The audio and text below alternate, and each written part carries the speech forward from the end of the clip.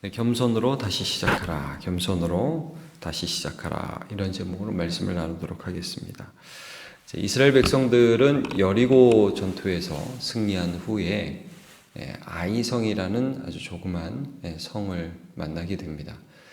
이전에 승리했으니까 그 다음에도 이기겠지라고 생각을 했지만 결과는 대패였죠. 이유가 무엇인가? 하나님 앞에 여호수아가 엎드려 물으니 하나님 앞에 진멸하는 전쟁을 여리고에서 했어야 했던 이스라엘 백성들 가운데 욕심을 내어서 하나님께 드려질 물건들을 사취한 사람이 있다 하는 것을 듣게 되죠. 그래서 이제 어제 본문이 뭡니까? 도둑질을 한 장본인인 아간이라는 사람을 색출해서 그가 하나님 앞에 심판을 받게 되는 장면이 이제 어제 본문이었습니다. 이제 어제 본문 맨 끝에 이런 본문이 있습니다. 26절, 7장 26절. 오늘 본문 바로 앞에 보면 그 위에 돌 무더기를 크게 쌓았더니 오늘까지 있더라. 여호와께서 그의 맹렬한 진노를 그치시니 그러므로 그곳 이름을 오늘까지 아골골짜기라 부르더라. 이제 아골이라는 것은 괴로움이란 뜻인데 네가 우리를 괴롭게 했으니까 여호와께서 너를 괴롭게 하신다라고 이제 아간에게 말씀하면서 아간이 이제 돌에 맞아 죽지 않습니까? 이제 여기 이 본문 좀 전에 읽었던 26절에서 우리가 좀 유익 있게 볼 것은 무엇이냐면 아간이 죽으니까 여호와께서 그의 맹렬한 진노를 그치셨다 이런 표현이 있습니다. 여리고가 크고 아이가 작으니까 얘는 힘들지만 얘는 쉽다가 아니라 이 모든 싸움에서 승리의 주체는 여호와 하나님이시다. 하나님이 우리를 대적하시면 못 이긴다. 이거를 말씀해 주고 있는 것입니다. 그리고 우리에게 싸움을 하는데 아이성을 내일 싸워야 된다. 오늘 칼을 갈고 오늘 잠을 잘 자고 체력을 잘 준비하고 물론 중요하죠. 그러나 본질적으로 예수 믿는 사람에게 중요한 것이 무엇이냐? 하나님과의 평화라는 겁니다. 죄가 우리와 하나님 사이를 갈라놓아서 하나님이 우리를 도우실 수 없다면 그게 가장 큰 문제가 된다는 거죠. 그래서 이 아골골짜기는 사실 십자가의 필요성을 우리에게 알려주시는 것입니다. 예수님이 필요하다. 우리는 하나님과 평화할 수 없다.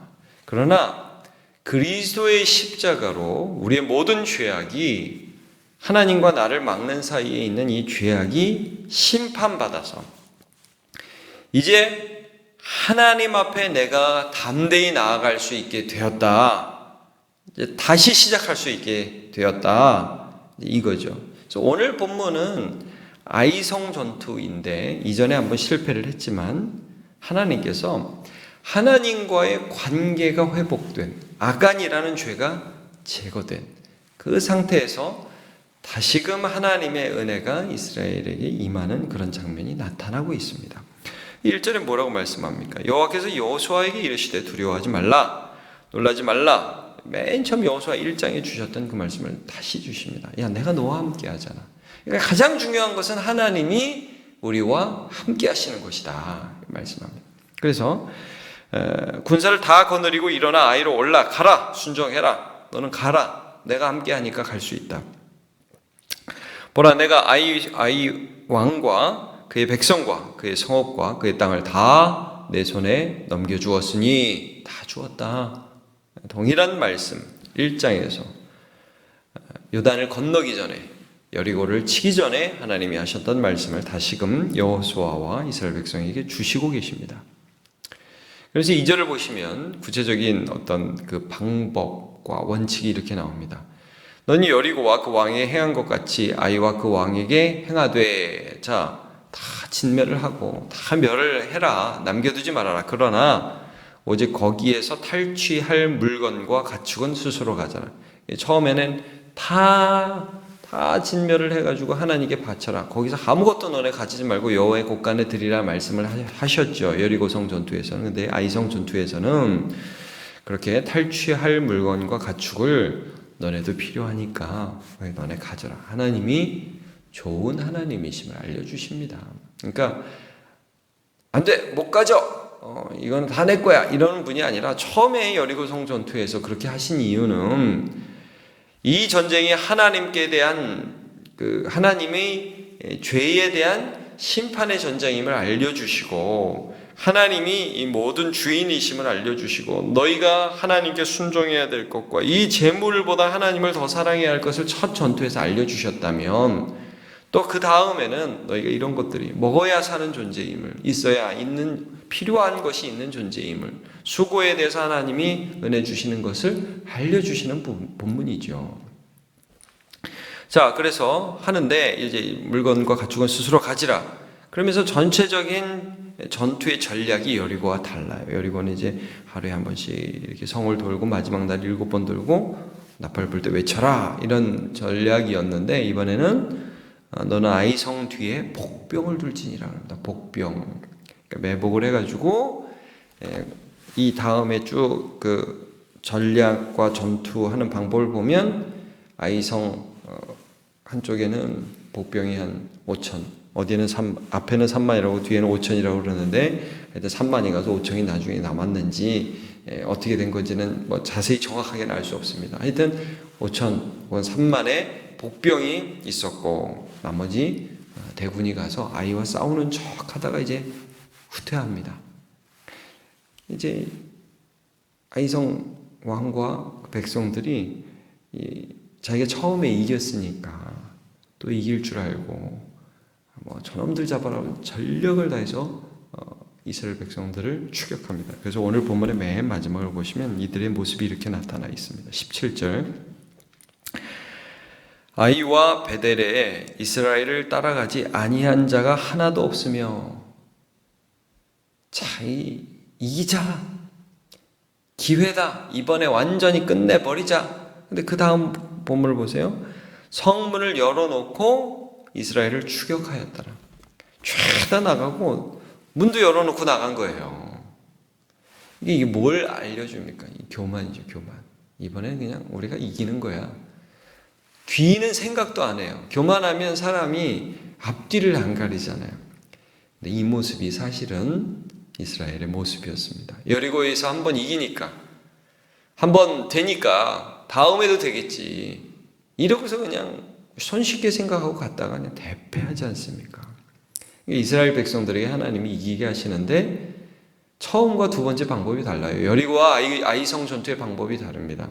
그 모든 것을 통해서 하나님이 알려주시죠. 이 아이성 전투 방법을 통해서는 겸손히 하나님을 의지하고 비록 네가 이전에 실패했지만 네가 하나님을 믿는 데 있어서 실패했고 네가 하나님을 붙드는 데 있어서 실패했지만 그렇지만 다시 시작해라. 믿음으로 다시 하나님을 붙들어라. 믿음으로 나가라. 말씀을 하고 있는 것입니다. 그러면 하나님께서 다시금 너와 함께 하신다. 우리가 잠언 말씀에 교만은 패망의 선봉이요 거만함은 넘어짐의 앞잡이니라 그랬습니다. 교만하면 안 됩니다.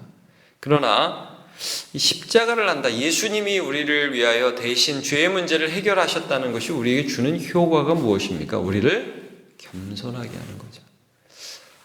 주님을 볼 때 하나님이 이것을 하셨는데 내가 이 땅에서 무슨 내 힘으로 어떻게 뭘 이루겠다는 것인가? 그런 겸허할 수밖에 없습니다. 겸손히 하나님 다시 시작하면서 다시금 주님 바라보면서 이제 세상 가운데 살아갈 수 있죠. 시편 18편 29절 내가 주를 의뢰하고 적군을 향해 달리며 내 하나님을 의지하고 담을 뛰어넘나이다. 이것이 다윗의 고백입니다. 그냥 적군을 향해 달리고 담을 뛰어넘나이다. 내가 그럽니다가 아니라 주를 의뢰하고 적군을 향해 달리고 내 하나님을 의지하고 담을 뛰어넘나이다. 그랬습니다. 겸손이죠. 십자가를 아는 자는 겸손합니다. 십자가를 아는 자는 실패한 자리에서 넘어져만 있지 않고 다시금 하나님 앞에 나아갑니다. 그게 직장의 문제인지 그게 가정의 문제인지 그게 관계의 문제인지 우리 모두 다르지만 그러나 그 모든 일들 가운데 다시 한번 겸손히 하나님을 의지하면서 일어나 주를 믿음으로 달려갑니다. 오늘 명절인데 또 주님 믿음으로 겸허히 하나님을 믿는 믿음의 삶을 다시 시작하는 저와 여러분 되시기를 축복합니다. 기도하겠습니다. 하나님, 오늘 아이성 전투의 원칙과 원리를 알려주셨는데 먼저 그들에게 최고의 복은 하나님 아버지를 믿고 신뢰하는 것임을 알려주셨습니다. 하나님과의 평화, 죄가 제거되고 하나님과의 평화를 누리는 것이 참된 복임을 알려주셨습니다. 우리가 이 예수 그리스도의 십자가로 은혜를 받아서 감히 하나님의 은혜의 보좌 앞에 담대히 나아갈 수 있는 자가 되었습니다. 하나님 겸허하게 하시고 주님을 믿게 해주시고 내 힘으로 달려가는 자가 아니라 끊임없이 말씀에 반응하며 겸손하며 하나님의 말씀을 내 삶의 원칙으로 삼고 주님 붙들며 살아가는 주의 백성 다 되게 은혜 내려 주옵소서. 감사드리며 예수님의 이름으로 기도하옵나이다. 아멘.